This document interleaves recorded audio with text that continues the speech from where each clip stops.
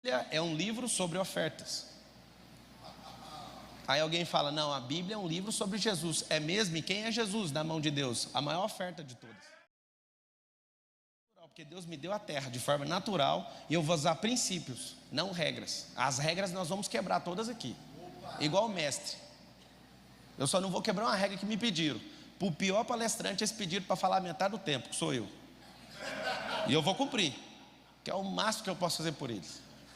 Mas agradar ninguém aqui, eu vou agradar. Porque meu mestre me ensinou desse jeito. Pessoas que agradam todo mundo são equilibradas e não constroem nenhum propósito e não atingem nada na terra. Porque elas precisam de gastar energia para cá e do nada ela tem que mudar para lá e ela nunca cuida da própria vida. Pobre é ser improdutivo. As pessoas gostam de me encher o saco falando assim, você acha que todo mundo pode ser rico? É óbvio que não, é só os que quiserem. Os que não quiserem vai cumprir uma palavra. Jesus falou assim, os pobres sempre tereis convosco. Então esquece, não tem como todo mundo ser rico, já falou, sempre vai ter. Jesus não mente. Olha o que Jesus falou, os pobres sempre tereis convosco. Muda a palavra no sentido original. Os improdutivos sempre tereis convosco. Então fique em paz, tá? Você vai continuar nessa vida aí. A gente podia ser tão igual. Por que o comunismo é uma merda? Porque nivela as pessoas por baixo. O Karl Marx, ele queria, né? Ele tinha uma intenção, ele acha até hoje no túmulo dele que o comunismo funciona. O problema é que você não se acostuma com passar fome. Entende? Nivelar pessoas por baixo é o inferno na terra. Sabe o que acontece? O ser humano, o brasileiro mediano, quando ele ouve essa palavra governar, a primeira coisa que ele pensa é em política, sim ou não? E não tem nada a ver. O problema é que a política acha que governa o país. Na verdade, quem governa o país são as pessoas que produzem e aqueles que trabalham nessa produção. Então, dos 220 milhões de brasileiros que tem, nós temos 130 a 140 milhões que estão nessa conta. 100 milhões são trabalhadores mesmo, trabalham na função de executar, e de 20 a 30 milhões de empreendedores. Querem encantar as pessoas, então?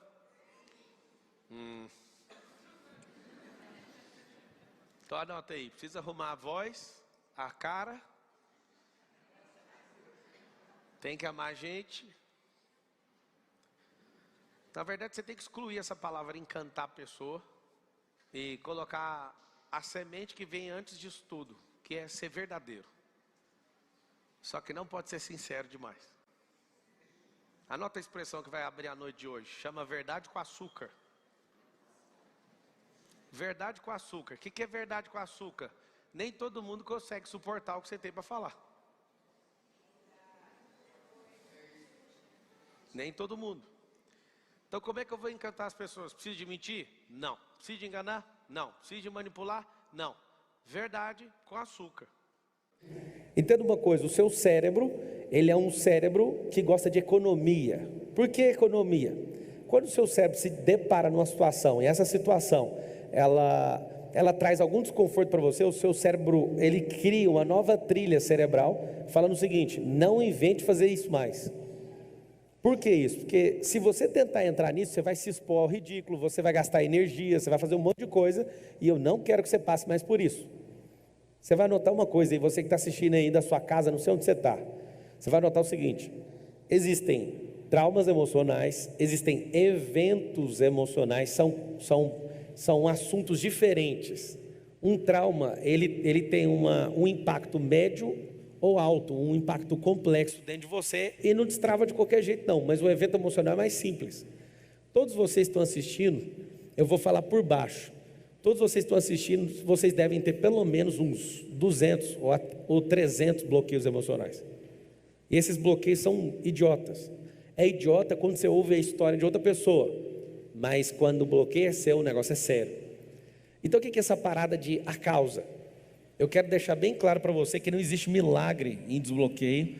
Tem gente, por exemplo, que gosta de chegar perto de mim e acha que é desbloqueado. Isso não funciona. O desbloqueio é quando eu olho para dentro de mim mesmo e acho onde está travada a engrenagem. O que é essa engrenagem? O seu cérebro é um motor. E ele, de propósito, para não gastar energia, ele coloca uma trava nessa engrenagem. E essa trava da engrenagem faz o quê? Faz o cérebro não funcionar naquela área. A sua vida, ela é dividida em 12 áreas. E essas 12 áreas, você tem que aprender uma coisa. nessas 12 áreas você tem que funcionar plenamente nelas, em todas elas. Só que o bloqueio trava uma área, e esse bloqueio tem conexão, essa área tem conexão com outra área, e aí você começa a travar em várias áreas e não entende o que está acontecendo. Seguinte, todas as gerações não estão cumprindo aquilo que Deus chamou, e todas as pessoas que estão vindo de geração em geração estão dormindo sem cumprir aquilo que foi chamado. Não faz sentido a gente, com a maior bomba nuclear de todos os tempos, deitar todo mundo numa cova e falar: fomos incompetentes naquilo que Deus chamou. E eu não vou não. Pedra não vai falar aqui não. Mula não vai falar aqui não. Eu estraguei minha vida inteira e você vai estragar a sua. Só tem um jeito disso aqui acontecer: ou você troca tudo que você tem por isso, ou então isso não vai funcionar. Os verdadeiros cristãos que foram capturados ali no Coliseu, eles tinham uma chance de não morrer comidos por leões. Era só negar Jesus, e os leões já não aguentavam mais morder em gente, imagina comer. Eles ficavam revezando os leões, e era um espetáculo maior que isso aqui. Quem já esteve no Coliseu? Alguém já esteve no Coliseu?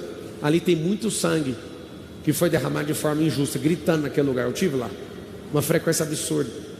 Eu entrei naquele lugar e fiz uma visualização que eu pirei. O sangue, tem relatos, fala que o sangue chegava no osso do tornozelo.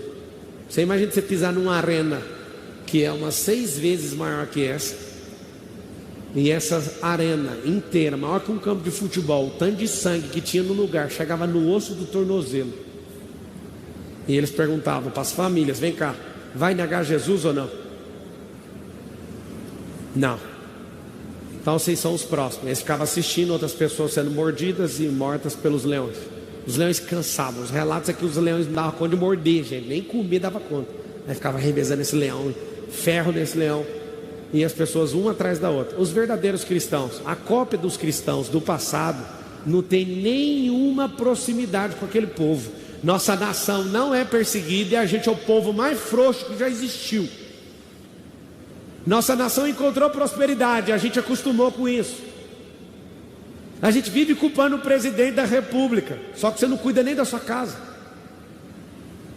Marcelo, você vai defender o presidente da república? Não, eu vou abençoá-lo, porque ele foi colocado lá, e se ele fizer coisa errada e eu for contra ele, vai sobrar para minha casa e para a sua. E dependendo de eu não aceitar o governo dele, eu preciso abençoá-lo. Então, que fique até o último dia que Deus colocou aí. Não foi Deus que colocou, então pega a Bíblia e rasga. Está escrito o que na palavra?